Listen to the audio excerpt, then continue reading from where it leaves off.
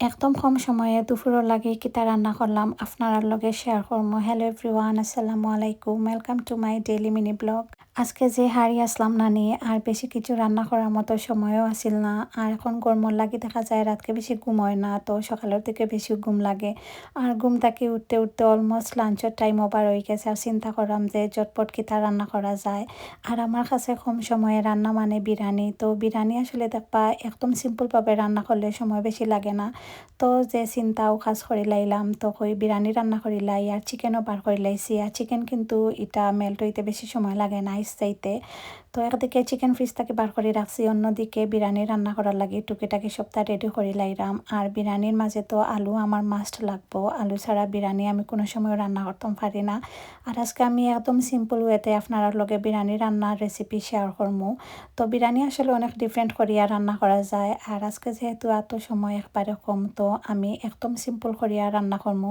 তো এখানেও চিকেন একটু খাটিয়ে নিছি যাতে করে মশলা বালা করে চিকেনের ভিতরে যায়। তো প্রথমেও আমি পেনের মাঝে তেল দিলাইছি আর খাটা পেঁয়াজ দিছি। তো পেঁয়াজ একটু বাজিয়ে নিমু আর পরে চিকেন দিলাইমু। তো নর্মালি হাতে সময় থাকলে আগে চিকেন ফ্রাই করি, আলু একটু বাজিলাই। তো আজকে যেহেতু কম সময়, তো সপ্তাহ লগেও দিয়া বয়াইলাইমু। তো এখানেও চিকেন দিলাইছি, চিকেন দিয়ে একটু ফ্রাই করিয়া নিমু তেলের মাঝে। আর পরে এখানে আমি মশলা দিলাইমু। আর এটা আমি লাজিজা ব্র্যান্ডের বিরিয়ানি মশলা ইউজ করলাম, এটা কিন্তু খুবই ভালো টেস্ট। এক্সট্রা মশলার মাঝে আমি একটু হলুদ গুঁড়া আর মরিচ গুঁড়া দিমু, একটু জাল জাল হইতে করি। আমি আদা রসুন কিন্তু অ্যাড করছি না, এটার মাঝে আদা রসুনও গুঁড়া অ্যাড করা থাকে, জাল লাগে আর এক্সট্রা দেওয়া লাগে না। মশলা দেওয়া হয়ে গেলে সবটা বালা করে মিক্স করিয়া নিমু আর একটু পানি দিলাইমু যাতে করে চিকেন বালা করে সিদ্ধ হয়ে যায়। চিকেন ফার্স্ট থাকি 10 মিনিটের মতো রান্না করিয়া পরে আলু দিলাইছি। আর আলু একটু পরে দিছি কারণ আলু পরে দেখা যাইব ভাঙি যাইব আর বেশি মেল্ট হয়ে যাইব, আলু তার কম সময় লাগে সিদ্ধ হইতে। একলগে সবটা মিক্স করিয়া এখন আরও 10 মিনিটের মতো রান্না করবো। আর এখন এড করি লাইমু কেওড়া জল। বিরিয়ানি মাঝে কিন্তু মাছ ট্রাই করবা কেওড়া জল দেওয়ার লাগে, তো কেওড়া জল এড করলে অনেক নাইস একটা স্মেল হয়। দেন আমি লিকুইড মিল্ক দিছি, এখানেও কিন্তু টক দইও দেওয়া যায়, বাদাম বাটা যেহেতু তো এত সময় নাই এর লাগে একটু নর্মালভাবেও রান্না করে লাইরাম। চাউল আগে তাকেও দইয়া রাখি লাইছি যাতে করে চাল তাকে পানি ঝরি লাই। আর একবারেও কিন্তু পানি ঝরি গেছে। এদিকে চিকেন রান্নাও রেডি হয়ে গেছে, মাসাল্লাহ অনেক সুন্দর একটা কালার আইছে। আর লবণের পরিমাণ কিন্তু একটু বুঝিয়া দেওয়া লাগবো, মশলার মাঝে আমার কাছে লাগে একটু লবণ থাকে, তো বেশি দিলে পরে তিতো হয়ে যাইব। দেন এখানে আমি চাউল আলাদা করে বাজিছি না, তো চাউল থেকে পানি অলমোস্ট ঝরি গেছে, পরে আমি চাউল দিলাইছি, দিয়া আমি গরম পানি দিলাইমু।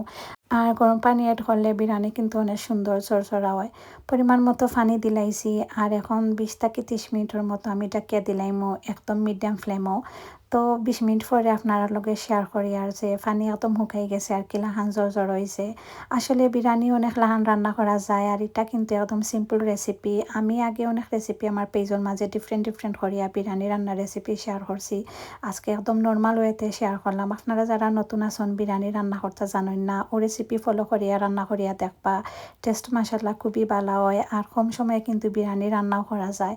আমি প্রায় সময়ও কাজটা করি, দেখা যায় নানি হাতে সময় থাকে না বা কোনো কাজের লাগে রান্নার সময় গেছে গিয়া বিরিয়ানি রান্না করি লাই। আর বিরিয়ানি রান্না করলে তো অন্য কিছু খাওয়ার আর দরকার পড়ে না, জলদিও রান্না করা যায় আর পেট ভরিয়া খাওয়াও যায়। আলাদা আলাদা করি তরকারি বা যে কোনো কিছু রান্না করার গেলে সময়ও বেশি লাগে, আর বিরিয়ানি রান্না করলে সময়ও কম লাগে। বিরিয়ানির লগে আমার আচার নিছি। আর এটার রেসিপিও আমার পেজও দেওয়া আছে, আপনারা যদি চাইন তাইলে পেজে একটু সার্চ করলে ফাইলাইবা। তো খাওয়া দাওয়া শেষ করে একটু রেস্ট নিয়ে বাইরে যাইরাম। আর গরম লাগে কম তো চান না, আর অনেক দিন থাকি কোনো মেঘও দেন না, মেঘ দিলে ভালো লাগে। ইতা দেশেও আমি দেখি ঠান্ডার সময় বেশি মেঘ থাকে, ঠান্ডার সময় এমনিও বেশি ঠান্ডা থাকে, আবার মেঘ দেওয়ার বাদে আরও বেশি লাগে ঠান্ডা। আর গরমের সময় একদমও মেঘ থাকে না, আরও বেশি গরম লাগে। তো গরম আর বেশি দিন থাকতো না, বেশি হইলে আরও 1 থেকে 2 মাসের মতো পরে ঠান্ডা পড়ে যাইব। এনিওয়ে এখানে আলদিত গেছি গিয়া গরুর একটু খাসা বাজার আছিল, তো সবজি আর ফ্রুটস কিনছি। আমার কিন্তু তরমুজ খাইতে যে ভালো লাগে আর চেরি খাইতে খেয়ে ভালো পায়। তো আজকে গেছি জাস্ট ফ্রুট কিনার লাগে আর টুকিটাকি কিছু বাজার আছিল। আসলে দেখা যায় যে 2-3 দিন পরে পরে বাজার থাকি যায়, বা অনেক সময় দেখা যায় এভরিডেও বাইরে যাওয়া লাগে, খরচ করা লাগে।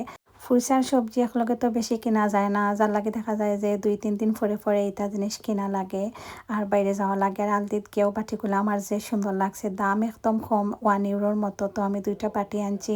আর এটা বাটি আনলে কিন্তু অনেক সময় দেখা যায় যে অনেক জিনিস রাখা যায়, ছোটো ছোটো বাটির মাঝে ফ্রিজের মাঝে অনেক জিনিস টুকাইয়া রাখা যায়।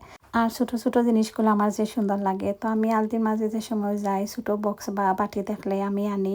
আসলে দরকার লাগে না, বাটের পরেও দেখবা গরম মাঝে থাকলে অনেক সময় কিন্তু অনেক সাময়িকগুলা ইউজ করা যায়। বাজার করা শেষ আর এখন গেছি গিয়ে পেমেন্ট লাইনও। আর আজকে আলদির মাঝে মানুষ যে কম আসলা, তো আর বেশি সময় লাগছে না। আর নাইলে দেখা যায় এটা সময় গেলে যে লম্বা লাইন থাকে আর এটা লাইনও পাইতে যে বিরক্ত লাগে। আলদি শপিং শেষ করে আমরা একটা কেবাব শপও গেছি আর ওখান থেকে কেবাব নিছি। অলমোস্ট সন্ধ্যার সময় হয়ে গেছে, এখন কিন্তু 8:30 বাজে।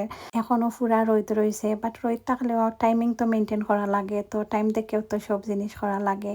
আর বাইরে যে সুন্দর ফুল, আর গরমের সময় বেশি ফুল থাকে যে বাইরে যায় খালি ফুল দেখা যায়। আর মাশাল্লাহ যে ঠান্ডা ঠান্ডা বাতাস আসিল, যার লাগে যে বালা লাগছে।